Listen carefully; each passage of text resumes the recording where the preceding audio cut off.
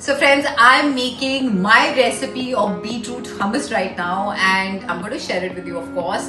And the twist to this, how I call it mine, is I'm using roasted garlic. So let's get started. So first, I'm going to add chickpeas, beetroot, roasted garlic, lemon juice, little bit of salt, cumin powder, tahini,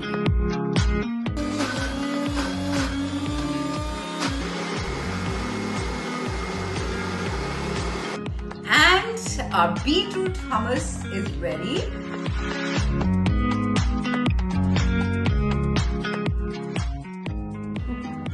Some olive oil, some sumac powder on top,